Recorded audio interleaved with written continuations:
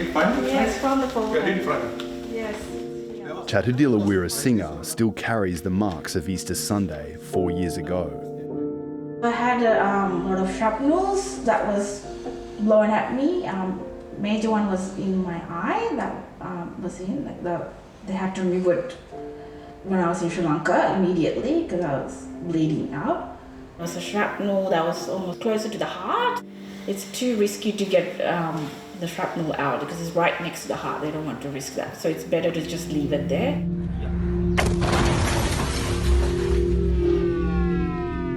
The Melbourne woman was on a family trip to Sri Lanka when a blast ripped through their hotel in the capital, Colombo. I was having breakfast and actually I was kneeling down to get a plate from the buffet. I thought I pulled the plug or something and I got electrocuted or something. That was what my thoughts were. But then later on when I arrived at the hospital, there was like a lot happening. Like then I thought, oh, okay, this must be something more than that. It was one of a wave of bombings of hotels and Catholic churches that morning, which killed about 270 people, including 2 Australians. Chatu's father, Ranjit, rushed to Sri Lanka to be by his daughter's side. The only thing which I wanted to do is to get her back to Melbourne as soon as possible. 4.5 years later, the trauma is still fresh. So I've been shocked to hear in the news the bomb blast and the daughter and wife both were in at the same time. And then I was screaming here and yelling and then, don't know, I might have banged to the doors. Sri Lankan police found the bombings were the handiwork of an Islamic State-inspired group, National Tawhid Jamaat, or NTJ. Now, the former head of the investigation claims the terror group was in direct contact with government officials in the lead-up to Easter Sunday. මෙම කණ්ඩායම සමග බුද්ධියන්ත නිලධාරීන්ගේ සම්බන්ධතාවයක් තියෙන බව විමර්ශනයේදී හෙළි වුණා. That's fueled suspicions by some that the attacks were orchestrated by allies of Sri Lanka's powerful Rajapaksa political dynasty to help it regain power.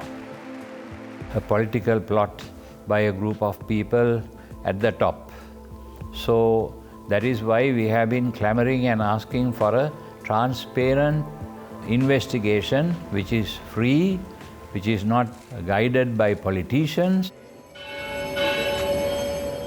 The Easter Sunday bombings were not the first killings by NTJ involving alleged interference by intelligence agencies. පළමුවෙන්ම 2018 නොවැම්බර් මාසයේ 30 වෙනිදා මඩකලපුව දිස්ත්‍රික්කයේ වවුනතිව් police පුරපල මාර්ගවාදකයේ සිටි police නිලධාරීන් දෙදෙනෙකු වෙඩි තබා ඝාතනය කරා. Ravi Senavaratne was then head of Sri Lanka's Criminal Investigation Department, or CID. He says during the investigation, police were deliberately misled by military intelligence about the NTJ's involvement. ඇත්තෙන්ම මෙම police නිලධාරීන් දෙදෙනාගේ ඝාතනය සැකකරුවන් මේ අවස්ථාවේම කවුද කියලා දැනගන්න හම්බුණා නම් ඒ පාස්කු ප්‍රහාරය වැළැක්වීමට ඒක හොඳ පියවරක්. In 2015, President Mahinda Rajapaksa was ousted after a decade of huge popularity flowing from the defeat of Tamil rebels in the civil war. But the Easter terrorist attacks in 2019 revived public support for the return to power of his brother, Gotabaya Rajapaksa.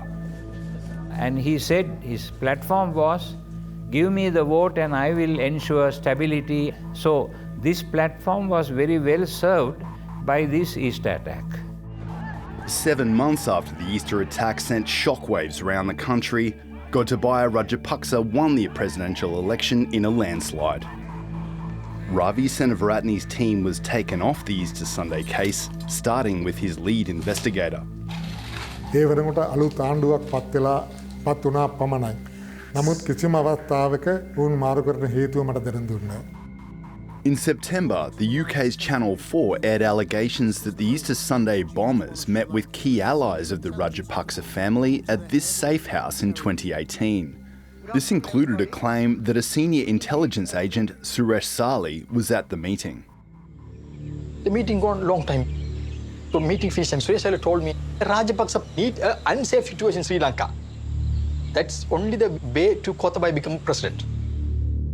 So this is the meeting between them, with the terrorist group and Sri Lanka. Asad Maulana is a former aide to a government minister and says he dealt with Suresh Saleh for years. Saleh has denied having any contact with the suicide bombers and says he was in Malaysia at the time of their alleged meeting. Gotabaya Rajapaksa has rejected Maulana's allegations as absurd. But Ravi Senavaratne believes they demand proper scrutiny, a conviction based in part on what he saw during his investigation. විමර්ශනය සිදුවෙන අතරතුර යම් බුද්ධි කණ්ඩායම් මේ ඝාතක කණ්ඩායමත් එක්ක සම්බන්ධතා තියෙන බවට එවැනි අවස්ථාවල ඒ සම්බන්ධතාවයන් තියෙන පුද්ගලයන් කැඳවීමේදී සහ ඔවුන්ගෙන් ප්‍රශ්න කිරීමේදී යම් බාධා කිරීම සිදු වුණා. He says when police arrested some associates of the bombers, intelligence stopped their interrogations on national security grounds. He says his team discovered that military intelligence visited the home of one of the bombers on the day of the attack, but actively concealed this from his investigators. ඒ ගිය පසු ඔහුගේ නිවසට බුද්ධියන්ත සමාජිකයන් කීප දෙනෙකු ගමන් කර ඇති බවට මට වාර්තා වුණා. Why would military intelligence not share that information with police? මා දන්නේ. The Rajapaksa regime collapsed last year amid a popular uprising. But getting on the wrong side of its powerful allies is still a risky business. I am sure they are having files about many of us, even myself. I am quite sure of that. Because our telephones are not safe anymore for us to converse freely. Leading the Catholic Church's push for answers, Cardinal Malcolm Ranjit says his priests are under surveillance and one is being sued for defamation by Suresh Saleh. He's now head of Sri Lanka's Security Intelligence Service, a role that brings him into contact with Australian officials. Those who were in the intelligence services had some role to play in the general mayhem that existed during the wartime, disappearances, murders. So we have to investigate to what extent were these people involved in this East attack. Sri Lanka's new president has ordered a parliamentary committee to investigate Asad Maulana's allegations. But the Cardinal is calling for international pressure for an independent inquiry. We want a thorough investigation, a transparent investigation where politicians don't meddle. We want the Australian government and all governments of the world to help us to find out what really happened to these 273 people.